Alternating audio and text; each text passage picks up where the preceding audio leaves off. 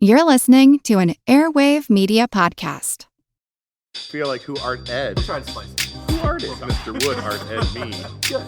Either way, it's ambiguous. It works on so many levels. I know. That's off to a great start. Welcome to Who Arted, weekly art history for all ages. I'm your host, Kyle Wood, and today we're going to be looking at Thomas Jefferson. Now, I know that may be kind of a surprising name to come up in an art history podcast, but Thomas Jefferson accomplished a lot in his lifetime. He was a lawyer, he wrote the Declaration of Independence, served as governor of Virginia, Secretary of State, a diplomat deployed to France, third president of the United States, founder of the University of Virginia. He was an enlightenment thinker, eager to learn all he could about a variety of topics. If he were from a different era, you'd say he was the ideal Renaissance man. The son of a wealthy plantation owner, Thomas Jefferson was sent to a boarding school at the age of 9. He studied classical literature, philosophy, history, all of that. By the time he was ready for college, he was well versed in Greek, Latin, Italian, French, and Spanish.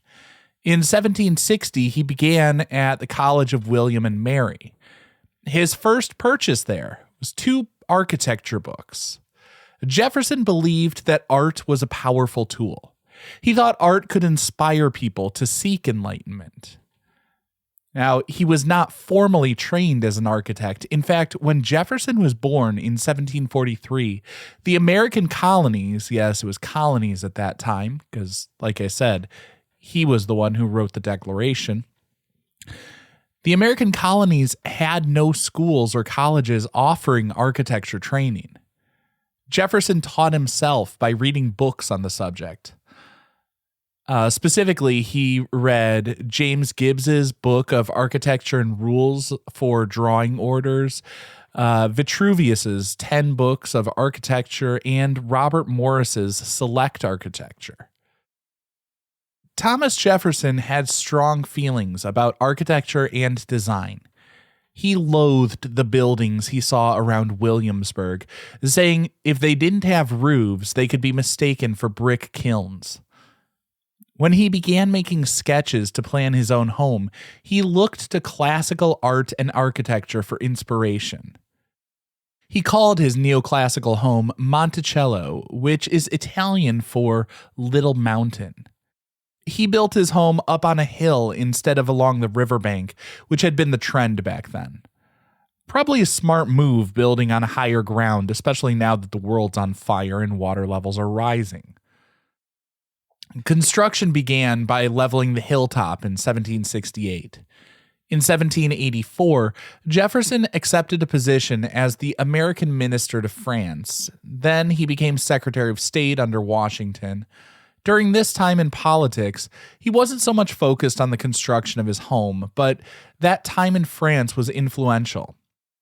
Jefferson was a big Francophile and brought back some of the elements he saw in French classical and neoclassical design. He embraced columns and other elements from ancient Roman architecture, not only to give the appearance of a building firmly rooted in history. It was also a rejection of the trends popular in Britain at the time. Jefferson's home is designed by a man conscious of his place in history. He designed it as a monument to his ideals of a new nation that would endure through the ages. Jefferson, as I said, was an Enlightenment thinker, fond of the classics from the great Greek and Roman philosophers, and importing a bit of French style as he saw the French as kindred spirits, America's brothers in arms from the Revolution. Of course, while Jefferson was a great thinker and passionate idealist, it's important to recognize that he failed to live up to many of those ideals. The man who wrote "All men are created equal" and entitled to life, liberty, and the pursuit of happiness also owned about 600 enslaved people. He designed the building to be a physical manifestation of the democratic principles he and his new nation aspired to, but he built it using the labor of enslaved people who were denied access to what he called inalienable rights. Today, Monticello actually works to educate people about the full story of Jefferson, his ideals, and shortcomings. In his first draft of the Declaration of Independence, Thomas Jefferson wrote a scathing rebuke of the brutality of slavery, and yet he continued the practice through the end of his life. He only freed about 10 people. He had promised Sally Hemings, an enslaved person and his longtime mistress, that he would free her children, and he did that, though he did not free her. If you visit Monticello today, you can actually go on the Hemings family tour. They offer tours examining the grounds from different perspectives, including the perspective of those who worked the grounds. Interestingly, Sally's room was just excavated recently. In the 1940s, a men's washroom was put in a space that nobody thought had any particular significance. But around 2017, archaeologists excavated the area, revealing the original brick hearth, her 13 by 14 room, and numerous artifacts. It was an amazing find for a place that had so long been open to the public. People pretty much felt like they knew everything that was there. Although I guess it shouldn't be shocking that there were secrets to be revealed in Monticello. When he designed his architectural marvel, Thomas Jefferson included many hidden features. There's a secret passage from his bedroom to his study. There were multiple underground tunnels. But to wrap this up, I wanted to share a last little fun fact I discovered. It was news to me, at least, when I researched this episode. Among the quirky things in Jefferson's eclectic interests, philosophy, art, music, he actually tinkered with contraptions to make life at Monticello easier and more fun, like he made a dumbwaiter for bringing refreshments to the performing musicians.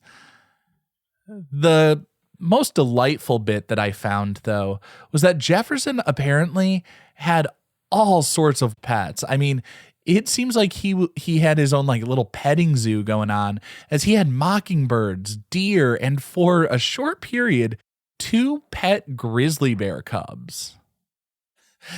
History is wild. This concludes this week's episode of Who Arted, part of the Airwave Media Podcast Network. If you found this tolerable, please leave a rating or review on your favorite podcast app. You can find images of the work being discussed this week and every week on social media at Who Arted Podcast on Twitter, Instagram, and TikTok, and of course on the website whoartedpodcast.com. Podcast done.